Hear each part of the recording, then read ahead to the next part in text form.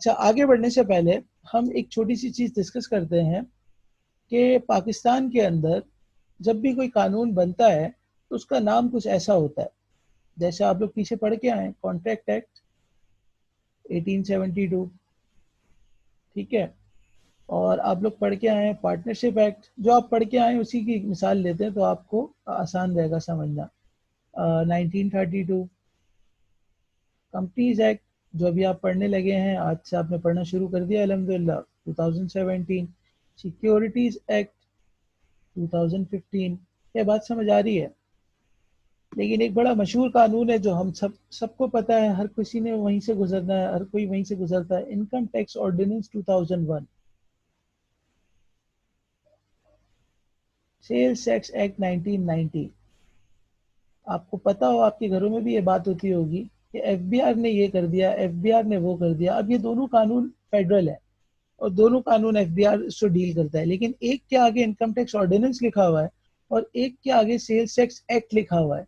तो इन दोनों में हमें फर्क पता होना चाहिए, being the student of the law. और आप में से मेजोरिटी को पता ही होगा, लेकिन मैं सिर्फ रिकॉल कर रहा हूँ, करवाना चाह रहा हूँ। तो अगर कोई इसका फर्क बताना चाहे कि sir what is the difference between ordinance and act. Sir किसी भी कानून के एंड में ये लफ्ज लिखा हुआ होता है तो इससे हमें क्या समझ आता है? जी क्लास प्लीज, कोई बताना चाहे, कोई शेयर करना चाहे।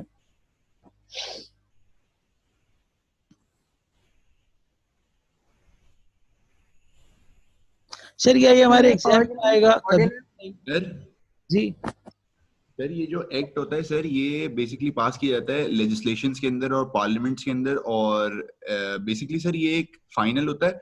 वेयर सर ऑर्डिनेंस जो होता है वो with in like city limits और लाइक म्युनिसिपैलिटीज और लाइक विद इन सिटी की जो बॉडीज होती है ना सर, उनके अंदर होता है। ठीक है, फाइन। एक बात ये आई है, अभी हम सिर्फ आपके ओपिनियन जमा कर रहे हैं, कोई गलत नहीं है, कोई सही नहीं है। जी क्लास प्लीज। अच्छा sir sir ordinance, ordinance sorry मैं आपकी बात एरिया काट के रहा लिए हूँ। होता है। एक मिनट। अगर किसी को ये लग रहा है कि ये सवाल पेपर में आएगा तो 99.99% नहीं आएगा, लेकिन being the student of the law अगर इतना सा फर्क नहीं पता और किसी टेबल पे बैठे होंगे और अगर वहां पे लोग बातें कर रहे होंगे कि पार्लियामेंट ने यार ये वाला कानून पास किया और ये अप्रूव नहीं हुआ, तो आपको ये जिंदगी भर समझ ही नहीं आएगा कि ये अप्रूवल होती क्या है क्या नहीं है। ये सिर्फ इसलिए डिस्कशन है, टेबल पे बैठ के होशियारी झाड़ने वाली डिस्कशन है। जी क्लास प्लीज बताएं। Sir ordinance I think so direct approve होता है प्राइम प्रेसिडेंट से, ठीक है, और ये क्या होता है, एक्ट पूरा मतलब पार्लियामेंट से होते हुए, मतलब पास आउट होते हुए सारे प्रोसीजर्स फॉलो करते हुए एक्ट जबरदस्त, पास। अच्छा बताया। और कोई कुछ बताना चाहे please. Sir ordinance basically president law बनाता है और एक्ट में नेशनल असेंबली सेनेट वगैरह से अप्रूव होके फिर प्रेसिडेंट से अप्रूव होता है लॉ। सही, एक्सीलेंट, अच्छा बताया। और कोई अपना इनपुट देना चाहे? अरे भाई बोल दो, गलत बोलने के पैसे नहीं है, लेकिन खामोश रहोगे तो नुकसान उठाओगे। सर आपने एक्ट के आगे फाइनल लिखा है तो ऑर्डिनेंस क्या मैंने फाइनल नहीं होता? मैंने वो लिखा है जो ये लोग बता रहे हैं, अब आप बता दें क्या लिखूं, वो लिख दूंगा।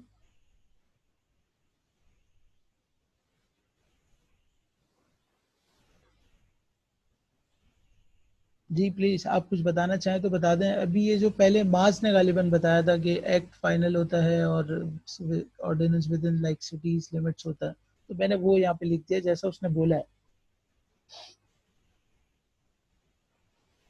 जी, और कोई कुछ कहना चाहे? यार सारे लॉ पढ़ के आए हो और सबको कुछ ना कुछ तो इस पर आइडिया होगा।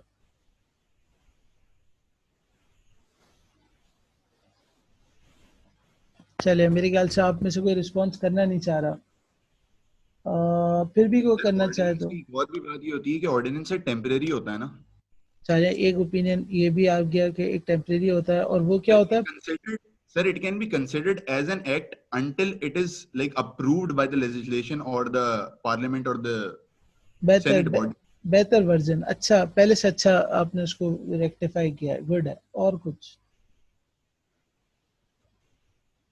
एक्ट आर पास वाले म्युनिसिपैलिटीज, चलें, ये भी एक बात आ गई। खैर ये रिपीटेटिव है। अच्छा जी, अब मैं बताता हूँ, अगर मुझसे कोई गलती हो रही हो तो काइंडली हेल्प मी आउट। देखें, किसी भी लॉ के एंड में अगर एक्ट लिखा हुआ होगा ना, तो वो होगा, इसका मतलब वो पार्लियामेंट से बन के आया है। सिंपल, पार्लियामेंट का मतलब वही नेशनल असेंबली और सीनेट। और सर मतलब पूरा एक तरतीब से कानून बन के आया और पास हो गया और कहानी खत्म। और मेजोरिटी लॉज पाकिस्तान में ऐसे ही बनते हैं, ठीक है। अच्छा, जो ऑर्डिनेंस है वो दो वक्तों में बन सकता है, जब पार्लियामेंट या नेशनल असेंबली सेशन में ना हो, ठीक है, या फिर कोई इमरजेंसी सिचुएशन हो। दोनों सूरतों में प्रेसिडेंट के पास ये पावर है कि वो एक कानून बना सकता है। सर, सेशन में ना होने का मतलब ये है कि आपके मुल्क में मार्शल लॉ लगा हुआ हो। तो जब मार्शल लॉ लगा हुआ होगा तो ये इनकम टैक्स ऑर्डिनेंस 2001 आया ही तब था जब प्रेसिडेंशियल हुकूमत थी, यानी जनरल मुशर्रफ के दौर में आया था। तो उस वक्त इसका नाम पड़ गया इनकम टैक्स ऑर्डिनेंस 2001। क्या बात समझ आ रही है क्लास? लेकिन जब पार्लियामेंट या कोई इमरजेंसी सिचुएशन हो, पार्लियामेंट सेशन में हो, नेशनल असेंबली सेशन में हो, सीनेट सेशन में हो, लेकिन प्रेसिडेंट को लगता हो कि यार कोई इमरजेंसी सूरत आ गई है और इसमें मुझे इनसे लॉ अप्रूव करवाने की जरूरत नहीं है, तो वो एक लॉ बना देगा, उसके आगे भी लिखा हुआ होगा ऑर्डिनेंस, ठीक है जी। लेकिन ये वाले लॉ को बाद में पार्लियामेंट से अप्रूव कराने की जरूरत नहीं होती। लेकिन इस वाले लॉ को जो इमरजेंसी के नाम पर आप लेकर आते हैं प्रेसिडेंट साहब, उसको आपने पार्लियामेंट से विद इन 120 डेज अप्रूव करवाना होता है। अगर वो अप्रूवल 120 डेज में नहीं मिलती तो ये वाला जो ऑर्डिनेंस आता है इमरजेंसी का बहाना बना के वो फेल हो जाता है। सर, मार्शल लॉ का है ये अगली क्लास में देखेंगे। अच्छा जी, बताएं, इसमें कोई सवाल है कि एक्ट और ऑर्डिनेंस का क्या मतलब है? सर ऑर्डिनेंस वो सिटी लेवल पे होता है या कंट्री लेवल कंट्री पे? लेवल पे होता है, एक्ट भी कंट्री ठीक है लेवल पे सर। होता है। अच्छा, अब ये जो आपका जो आपका जो पॉइंट है उसमें मैं क्लियर कर दूं, कॉन्स्टिट्यूशन के अंदर पावर दी हुई है फेडरल को भी और प्रोविंसेस को भी, कि कुछ सेक्टर्स ऐसे हैं जो प्रोविंस तुम खुद अपने कानून बनाते रहना और खुद डील करते रहना, जैसे मैन पावर सप्लाई या service sir nature. Educational sector भी तो है हमारा, सर एजुकेशनल सेक्टर भी तो प्रोविंशियल है।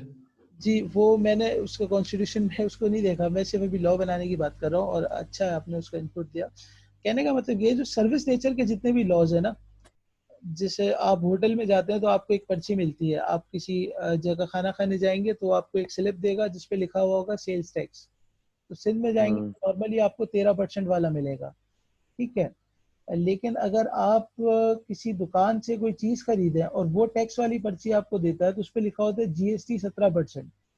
यानी लेट से अगर आप खाड़ी जाते हैं और गुड्स खरीदते हैं, कपड़े खरीदते हैं, तो वो जो आपको पर्ची देगा वो होती है जीएसटी 17% वाली।